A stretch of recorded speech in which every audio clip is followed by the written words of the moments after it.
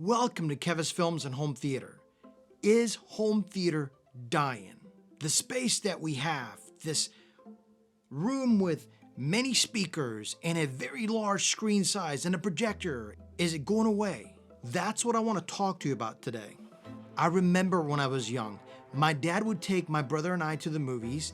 Back in the late 80s, we would watch a ton of action movies in the theater. That carried on through the 90s, and we would go during the summer almost every weekend. We would end up going to the movies. As I got older and continued that passion that I had for film, I enjoyed movies in my home as much as I enjoyed them in the theater. But one thing that was missing was that sound and that massive screen that you can only get from a commercial theater. So that is what inspired me to work in my home theater when I was younger, and I keep improving that every year a little bit more. We're starting to see it shift from what is a dedicated room to maybe a TV, maybe just a soundbar. And I think there's factors that attribute to that. The fact that it's expensive to buy a home right now probably attributes to the fact that you can't get a house with an extra room where you can build your home theater, or you can't go out and build your dream house with that basement that you're gonna put your theater in. It's extremely expensive now to buy equipment, good equipment. What used to be maybe top of the line consumer projectors, maybe back 6, 7, 8 years ago, could be maybe about $15,000, which is a lot of money, don't get me wrong. Now, if you're looking to get maybe a top consumer projector, you're looking at likely the QL7000 from Epson, maybe the JVC NC900, or the Sony Bravia 9, and you're looking to spend upwards to $30,000 for a projector. And then on top of that, to get a decent screen, you might be spending another $2,000 to $3,000 for a nice massive screen that can fill a nice room up and be able to give you that experience from a commercial theater. I think the signs have been there with CEDIA and other trade shows really having crowds come down in the last few years. They're still well attended, but they're not attended as much as they used to be. I think that shows things are becoming a little bit different. People are just getting adjusted again to just having a TV and a soundbar, likely, and streaming all their films. Commercial theaters as a whole, being an inspiration for somebody to go out and build their home theater, is also dying. You've got a decrease in attendance in theaters. I went back and looked at a chart that shows you the last 30 years. And back in the 90s, we had some really good years of a lot of people attending the movies. Then again, your average ticket was a lot lower back then, and people actually had the opportunity to go out.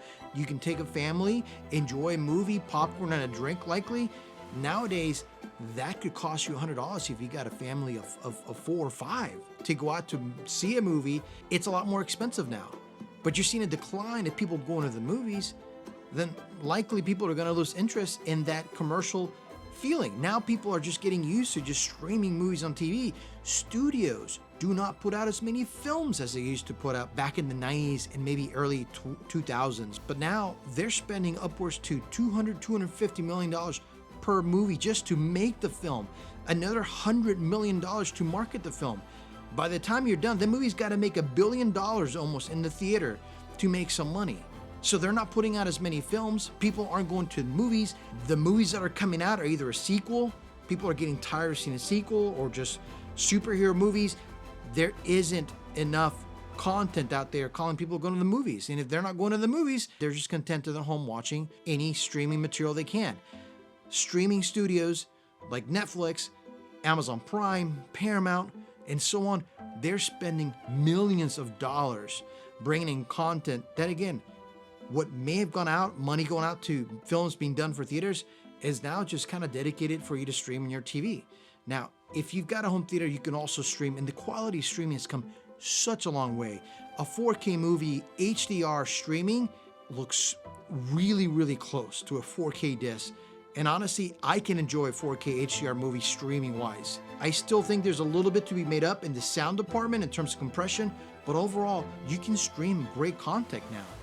One of the things, if you're looking around, especially in the home theater community, there is a massive focus into the lifestyle projectors.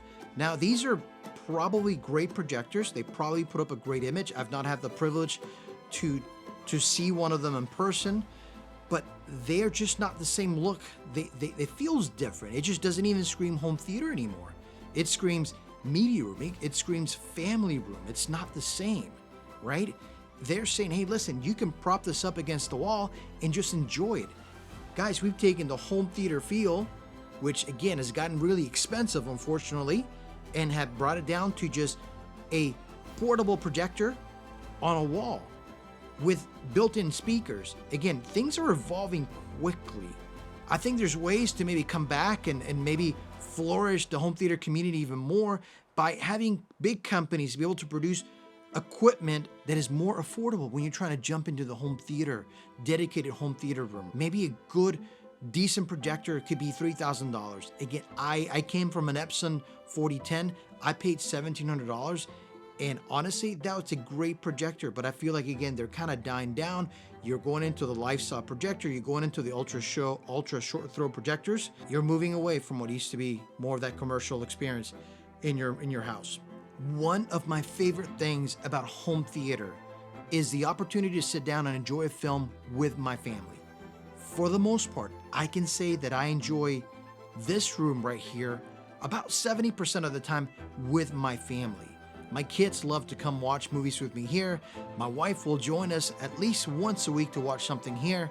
And it's that time while we don't speak, it's just that time to having the family together with me and maybe having some popcorn or some kind of different concession treats or whatever the case may be. That really makes it a fun experience. Finding great movies to watch might be a different challenge, but thoroughly have enjoyed and almost consider this investment worthwhile because I get to enjoy it with my family, which to me means everything. It's awesome. My goal in this little video here is to hopefully, again, have companies that want to bring accessibility to home theater in a dedicated room. Again, it's not there. If you're blessed to be able to enjoy and have the QL7000s and the Mata VR and the Trinoffs, hey, fantastic. More power to you. That's awesome. I'm glad. But again, if that's all that there is, then it's becoming more of a niche for a very high-end home theater.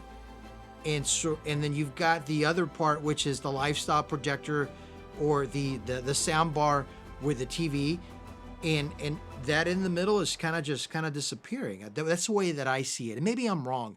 And I want you guys, hey, listen, Kevis, no, it's not that bad. Look at all this stuff. Or maybe you're seeing it on your end.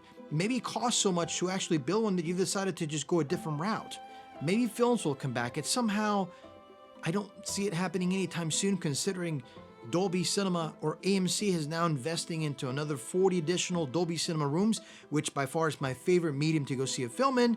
But that only means that you're going to pay $25 to go see a film at any given time.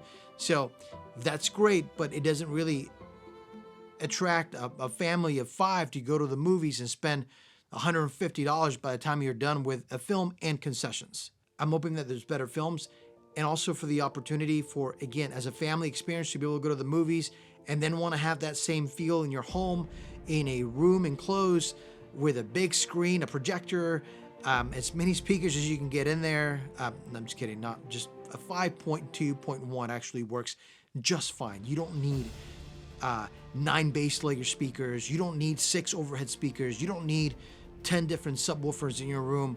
I can tell you that if you have even a simple 5.2.2, you're going to enjoy your room, and a movie experience is going to be completely different than if you're just enjoying it from a TV and a soundbar.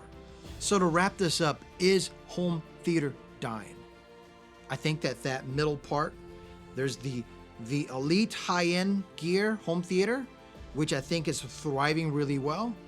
Then there is the more of the newcomer lifestyle projector, ultra short throw projector, maybe a bigger screen. TVs are getting bigger and bigger, and the price seems to be becoming more affordable and more affordable.